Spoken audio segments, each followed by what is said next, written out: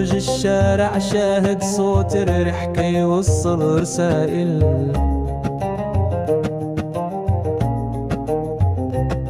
في المراية الباردة خطوط في الأرض خطوات غامضة.